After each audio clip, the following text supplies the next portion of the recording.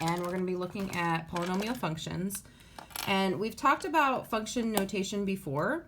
So if you remember, function notation is just when instead of using y equals for something, we use excuse me, we use function notation that's written like this.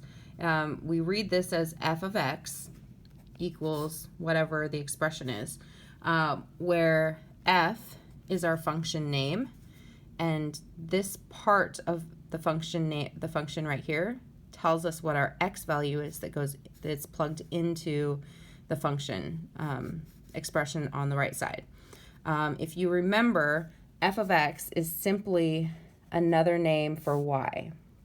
Okay, so if we're talking about a polynomial function is a function where we have the equation written like this, where f of x equals p, and p here is the polynomial. Okay, so we still have the same idea with function notation that we had before. It's just the f of x, the function, equals the p value. Okay, so if we're evaluating a quadratic function, in this case our polynomial is quadratic, or second degree. We know that because our largest degree is a 2 here. So if we're evaluating this polynomial function given f of 4, remember that if we have f of something, right here it says f of x. So if we have f of something, this 4 right here is the x value. Okay, so when we're looking at what the function is here, we take the 4 and we plug this 4 in for x at both of these points, and then we use order of operations to solve. Okay, so in this case, we're taking this 4 and we're going to plug it in here for x, which is this here. So we have negative 2 times 4 squared plus 5 times 4 minus 1. Now, we know from order of operations that we have to take care of our exponents first. Okay, this is the biggest mistake that we see with problems like this where we're evaluating polynomials. We have to always apply the exponents first. So we take 4 and we square the 4, and that gives us our 16. Now we have negative 2 times 16 plus 20, which was 5 times 4, minus 1. Negative 2 times 16 is negative 32 plus 19, and that gives us a solution of negative 13. Now, remember when we talked about function notation before, we have to remember that when we're writing our solution has to include this f of 4 and our solution, okay? Because the point of using function notation is so that we can identify what our x value is and what our y value is. So here, f of 4 equals negative 13. Okay, let's try another one. Okay, so this one says f of negative 3. So my function, negative 2 times negative 3 squared plus 5 times negative 3 minus 1. All I'm doing is I'm plugging in this negative 3 for my x from my original function, from my original polynomial expression here. Okay, now I know that I have to square this first. So now I have negative 2 times a positive 9, because negative 3 times negative 3 is a positive 9, minus 15, 5 times negative 3, minus 1. Okay, negative 2 times 9 is negative 18, minus 15, minus 1. Okay, now we just go left to right. This is all subtraction. So negative 18 minus 15 is negative 33, minus 1 is negative 34. So f of negative 3 equals negative 34. Okay? All right. So I'm going to let you do the next two. You can do the next two by yourself. Okay?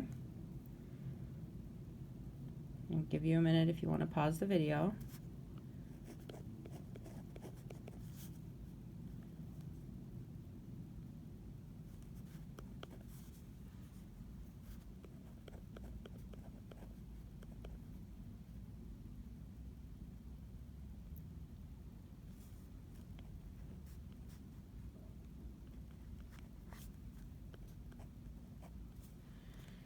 And you should have gotten f of 0 equals -1. And f of -2 equals -19. Okay? All right. Now, we're going to switch gears here and talk about some different types of functions. These are sum functions and difference functions. Later on, we will also talk about multiplication or product functions. Okay. Now, a sum function or a difference function, these are functions where we're actually either adding or subtracting two different functions. Okay. So if we're looking at a sum function, f plus g. Okay. A sum function f plus g means we're taking the function f and we're adding the function g. All right. So if we have f plus g of x, okay, so let's think about what this means. Before, we just had a single function, f of x, right? If we have f plus g of x, what that means is f of x plus g of x, okay? Now, in this case, because our x value is the same, we can just put this together in more simple terms to say f plus g of x, okay? The same thing is true for a difference function. A difference function is where we're taking the function f and we're subtracting the function g, okay? And same thing over here. F minus g of x is the same as f of x minus g of x, okay? So there's a couple things that we have to do here.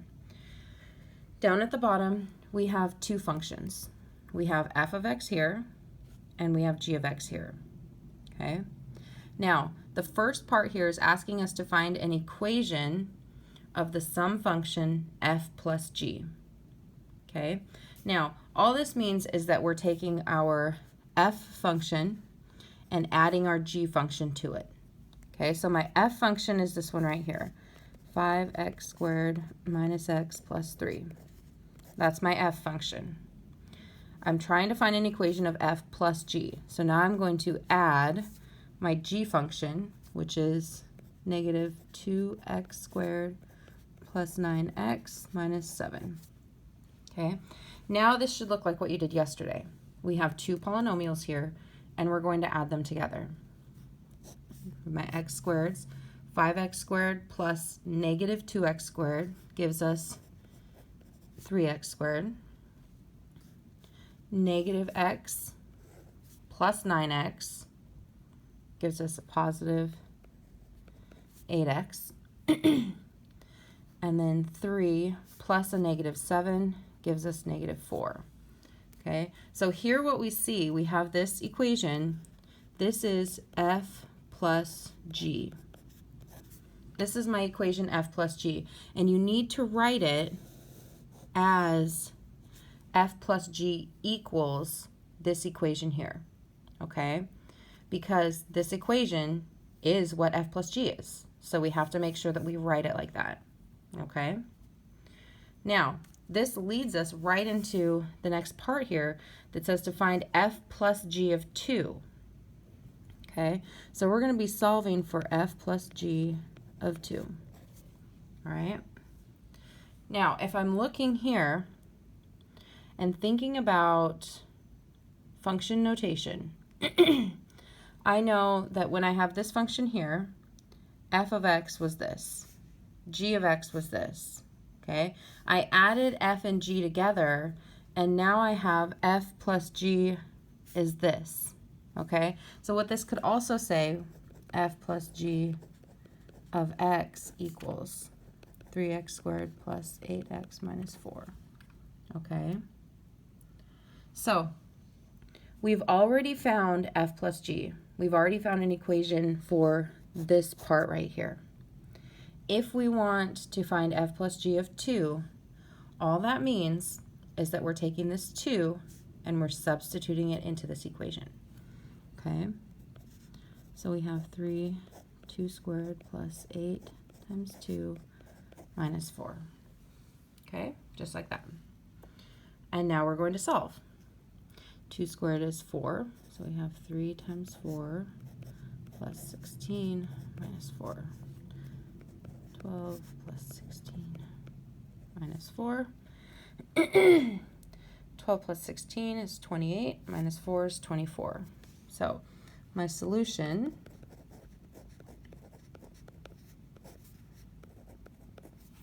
f plus g of 2 equals 24.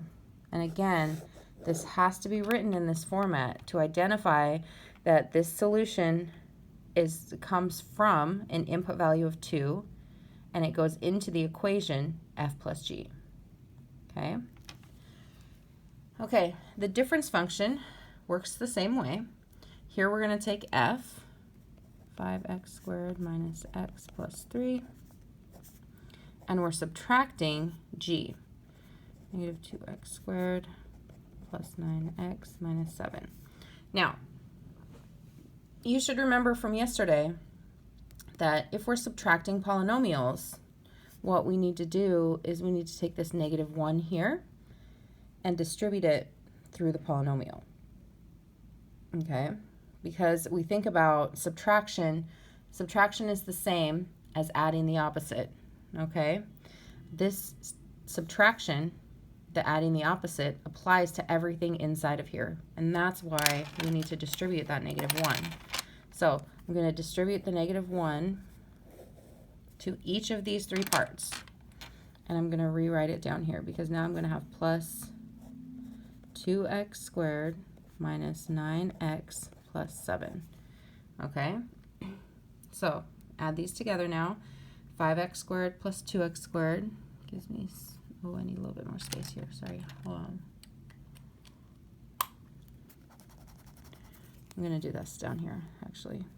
5x squared plus 2x squared, 7x squared, negative x plus negative 9x gives me negative 10x, and then 3 plus 7 is plus 10. So this is f minus g. It's the equation for f minus g, the difference function. Okay? So down here where it says to find f minus g of 2, all I'm going to do, remember, is take this 2 and substitute the 2 in for x. Okay? So f minus g of 2 equals 7 times 2 squared minus 10 times 2 plus 10. Okay? Now we solve. This is 4, so 7 times 4 minus 20 plus 10. 7 times 4 is 28 minus 20 plus 10. Be 8 plus 10 is 18. So f minus g of 2 equals 18. And that's my final answer. Okay? All right.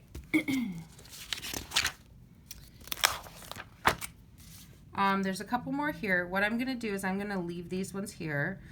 If you want to go ahead and try to solve these, I will post a photo in the announcement as well with the solutions to this. But you can go through the same way that we just did and solve this sum function here and this difference function here. Okay, and then check your answers when you're done. All right. Okay.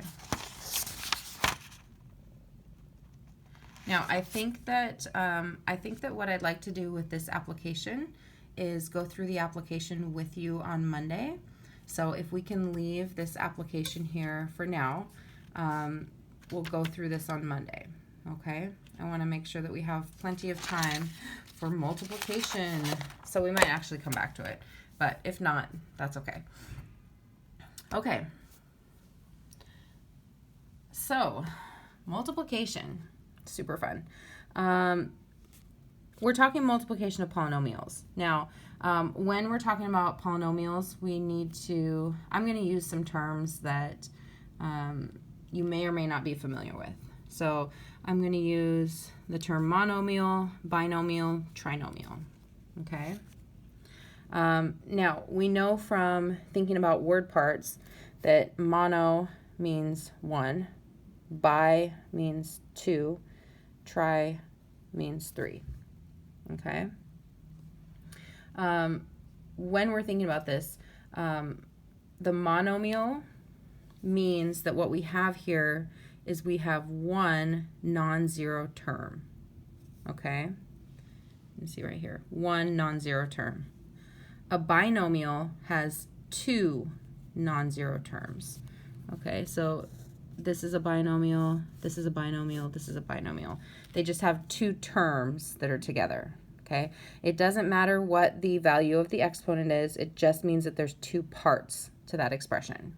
Okay, so if monomial means 1, binomial means 2, then we can predict that trinomial means 3. Okay, so trinomial has 3 parts, 3 non-zero terms. Okay, so if we're looking at multiplication, you'll hear me using those terms as we go through this video. Now, just as a reminder before we get started here, when we're looking at variables that have exponents, we cannot add variables that have different exponents that are raised to a different power. Okay, so like x squared plus x to the third. We cannot add those.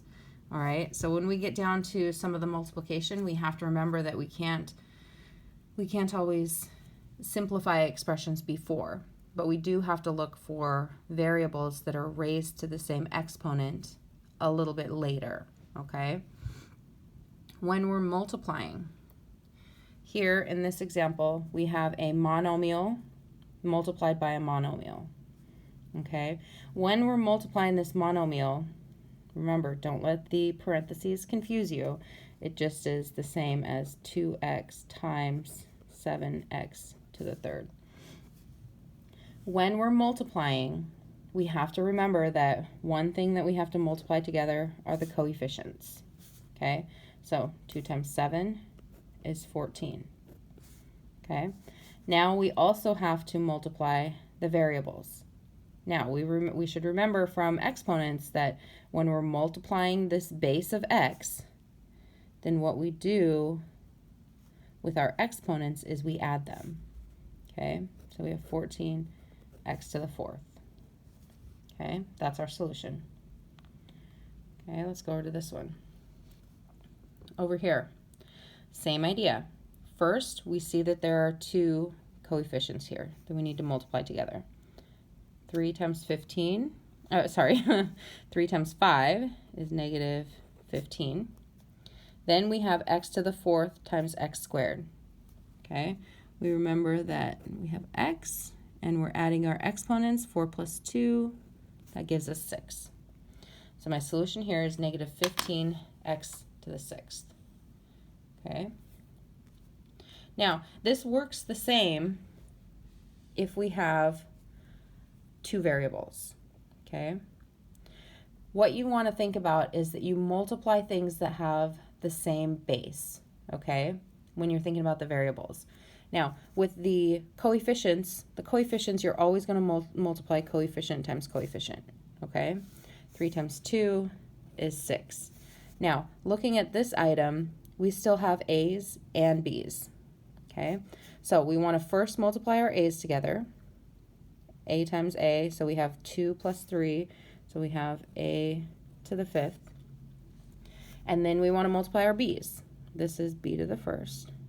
So we have b, 1 plus 2, so we'd have b to the third. Okay? Now, these have all been monomial times monomial. Okay, pretty straightforward. If we have a monomial times a binomial, what we're doing with this one, you can kind of make a prediction. What do we think we might do with this?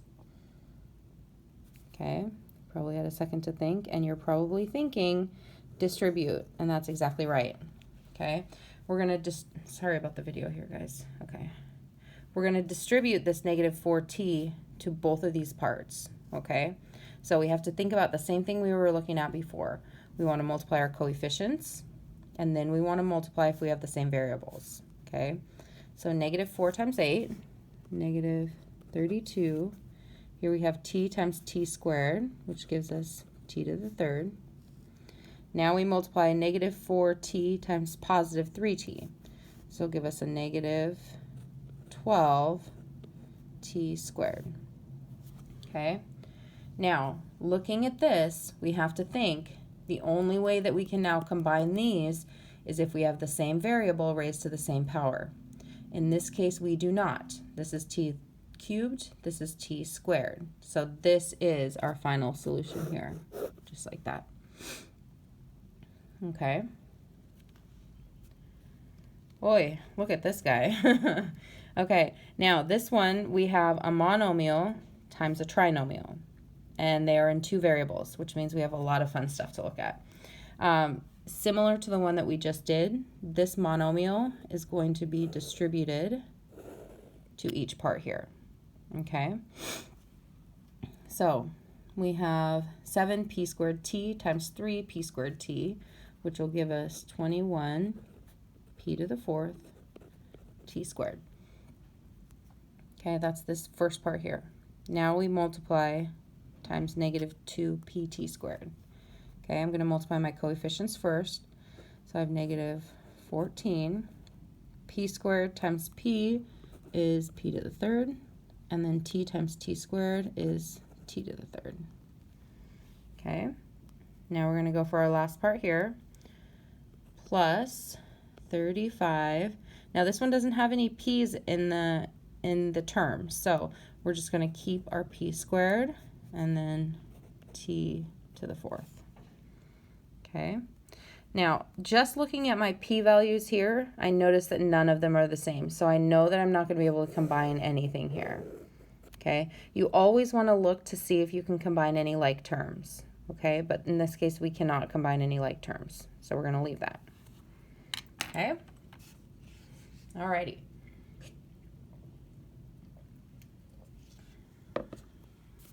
Okay, multiplication of two polynomials.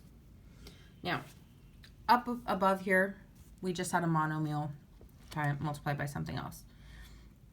We're going to be working right now, first, with some binomial multiplied by binomial, and then binomial times trinomial, and trinomial times trinomial. So it's going to get really super exciting for you guys here.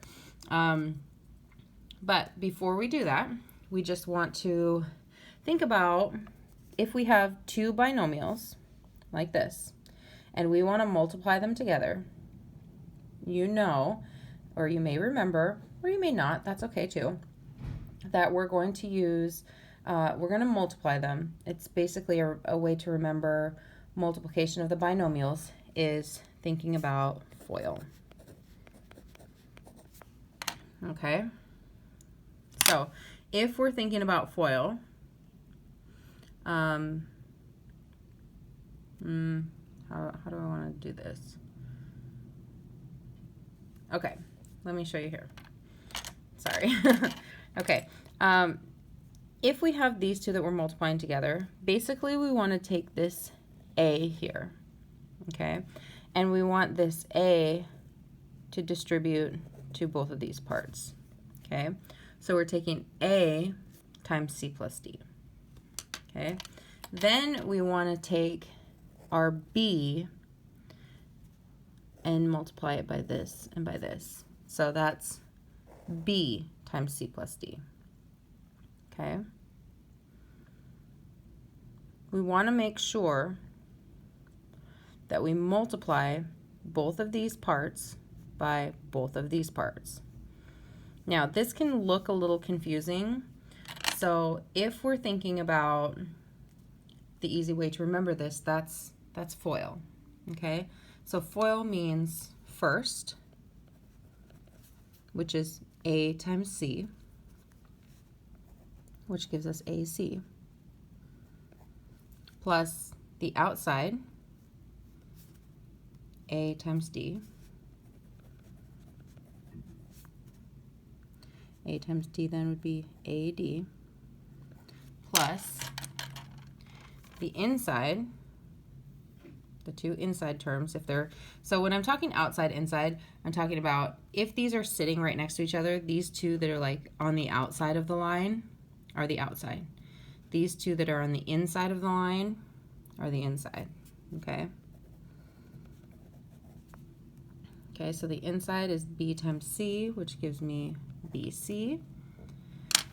And then last means in each binomial, the last part, okay? So that is b times d, which gives me bd, okay? That's how these multiply out together, okay? First, outside, inside, last, okay? All right, let's do it. Okay, go ahead and cross that decimal problem off. We don't really need it. Okay, so in application, we're going to do FOIL here. First, x times x, which is x squared. Outside, x times 5x, x times 5 gives me 5x. Inside, 3 times x. And then last, 3 times 5. Okay? Now, if I'm looking at this, I can see that I have two terms here in the middle that have the same variable raised to the same power. Okay? So I want to combine these like terms. Anytime you have like terms, you always want to combine your like terms. Okay? So we have x squared plus 8x plus 15. Okay, and that's that. All right, let's look at this one. Now, this is in two variables, but I think we have another one that's in two variables. So I think let's just change this one so it's just in one variable again, okay? Because I'd rather do one more of those. Okay. So now this is in one variable, so we just crossed out the y's so that we have another one variable to look at here. So FOIL, you want to multiply first. Now here, both of these have coefficients, but we're going to treat it the same way as when we talked about multiplying with coefficients before. Okay, so we want to multiply the coefficients, 3 times 2, which is 6, x times x, which is x squared. Okay. Outside, we have 3x times 5. We multiply these numbers here, the 3 times 5, which gives us 15. There's no x's over here, so it's just going to be 15x. Inside, 4 times 2x. 4 times 2 is 8, and then we're just going to leave the x. And then here, for the last terms, we have a positive 4 and a negative 5, which will give us a negative 20. Okay. Looking at these, I see that we have two like terms here in the middle. So we're going to leave our 6x squared, combine the 15 and the 8, which gives us 23x minus 20. Just like that. Okay. All right. Ooh, look at this one. This is pretty exciting. Okay. Same thing. We have two binomials. This is in two variables, but that's okay because we know how to do this one step at a time. Okay, we're going to multiply the first term in each binomial first. We have 2 times 4, which is 8, and then a squared times a squared, which gives us, sorry, my thumb was in the way. So that gives us a to the 4th. Okay, that's first. Now outside, start by multiplying the coefficients. Now we have to take a look here because this one is negative. Uh-oh, did we make a mistake, you guys? Oh dear, we made a mistake. We'll come back to it. Just hold on just one second. I'm sure that you probably noticed the mistake already while we were working, and unfortunately you can't tell me when we are on a video, but I'll go back to it, okay? So we have to take a look here because this one's negative. So we have a 2 and a negative 2a squared and a negative 3b squared. Okay, so 2 times negative 3 is negative 6. Now, this one has an a squared, and this one has a b squared. Okay, so those just become multiplied together like that, right? Now, our inside, we have the negative 5b squared and a positive 4a squared, which gives us a negative 20a squared b squared. Okay, and finally, we have a negative 5b squared and a negative 3b squared, which is going to give us a positive 15b to the fourth. Okay. All right, so now looking at these 4 terms, I see that we have in the center here, we have 2 like terms. Okay, so I'm going to keep my 8a to the fourth. Now I have a negative 6 and a negative 20a squared b squared, which gives me a negative 26a squared b squared plus, and then we have the 15b to the fourth. Okay, that's my solution. Okay, now back to the mistake. And like I said, you may have noticed this while we were working. So today on your exit card, you can write down what mistake Miss V made while I was making a video. It's always pretty exciting because I can't just re-record over it without starting all the way over. Okay, so if you didn't notice, then I'm sorry for leading you astray. But just like the problem that we just did, we were working here, our last term, we were working with a negative 5, okay? So when we multiplied 3 times 2x, that gave us a positive 6x squared. But then we had a positive 3x and a negative 5. So this right here should have been a negative 15, because positive 3 times negative 5 gives us a negative 15, okay? Then my inside was positive times positive, gave me a positive, and the last was positive negative, which gave me a negative, okay? So then this changes our solution here. Negative 15x plus 8 is not even a positive, is a negative 7x, okay? So, like I said, on your exit card today, please write down the mistake that Miss V made, okay? Sorry about that, you guys. I hope I didn't confuse you too much. It's just a little bit different being over here. Okay, so let's move on. Let's go to this one here because I want to make sure that we have a good understanding of how to approach this, okay? Okay. Now, when I'm looking at this, I see that there are 3 parts that need to be multiplied together, right? So I think about it like if I have A times B times C, right? When we're multiplying, you just multiply everything through, right? A times B times C, okay? Now, in this item, we have 3 parts. These 2 are in parentheses, these 2 binomials. This monomial is not in parentheses. So you could think, oh, okay, so that's outside the parentheses. I'm going to distribute this to everything. Okay, that's a pretty common thought to start this problem off. I'm going to distribute this to all 4 parts, and then I'm going to multiply these 2 together. Okay, now if we think about that, if we distribute it to all 4 parts, we've multiplied A times all of this. Okay, so in this example where we have A times B times C, this should multiply out to A, B, C. Okay, if we distribute the A, then we have AB times AC. Okay, if we distribute that to everything, right?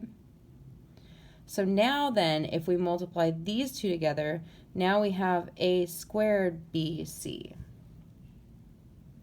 Does this make sense? So essentially, by distributing this to everything first, we've multiplied that part twice, which gave us a different product than if we multiply everything through one time. Okay? Now, also, if you remember with multiplication, it doesn't matter which order you multiply things. I could multiply b times c and then multiply by a. Or I can multiply a times b and then multiply that by c.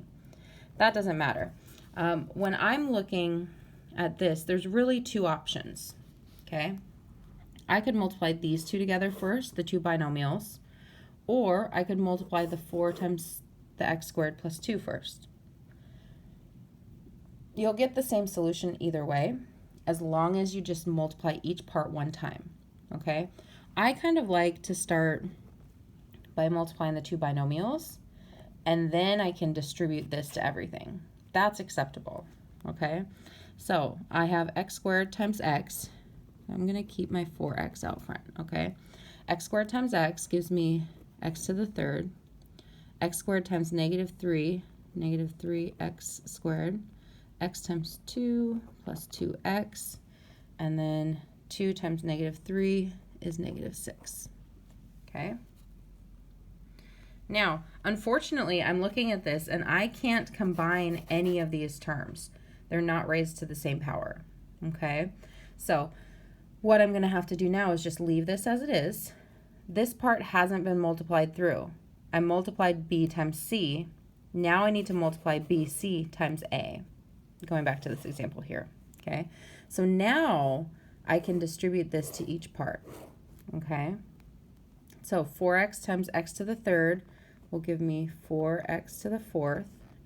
4 times negative 3x squared, negative 12x to the third. 4x times 2x plus 8x, and 4x times negative 6 minus 24x. Oops, that should have been 8x squared minus 24x. Okay? Again, we see that there's nothing, no like terms, so nothing can be combined. That's our final solution. Okay? All right. Ooh, here come the big guys. Okay, now, my suggestion with these is that you set them up in the manner that I'm going to show you, okay?